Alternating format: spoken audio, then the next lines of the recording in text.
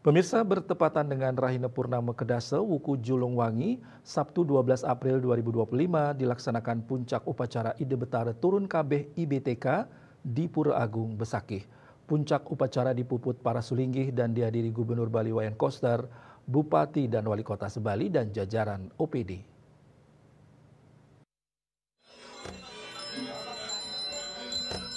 Rangkaian upacara Ide Betara Turun Kabeh dimulai sejak pukul 9 pagi, diawali dengan upacara pekida di seluruh Pura Agung Besakih di 26 pelebahan. Setelah upacara pekibah, dilanjutkan dengan upacara di Penataran Besakih, yakni diawali dengan pemujaan para sulinggih.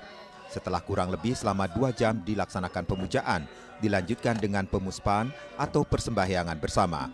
Usai persembahyangan, dilaksanakan prosesi Nedunang Ide Betara dan Mepurwo Daksina.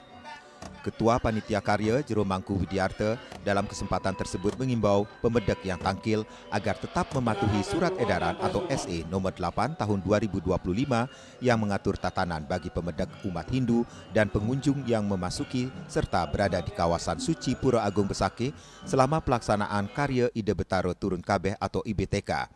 Beberapa poin dalam surat edaran tersebut yakni pemedek dan pengunjung tidak membawa atau menggunakan tas kresek, pipet plastik, styrofoam, serta produk atau minuman dalam kemasan plastik sesuai dengan Peraturan Gubernur Bali Nomor 97 Tahun 2018.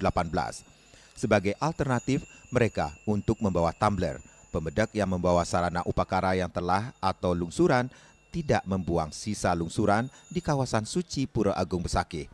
Mereka wajib membawa kembali sisa lungsuran tersebut dan tidak membuang sampah sembarangan. Setiap pemedek bertanggung jawab untuk membawa pulang semua sampah yang ia hasilkan selama berada di kawasan suci.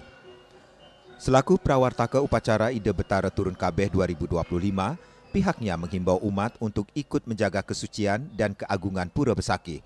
Pelaksanaan Ide Betara Turun Kabeh pada tahun 2025 ini akan nyejer selama 21 hari sampai upacara penyideban pada Sabtu 3 Mei mendatang. Tim Liputan, Bali TV.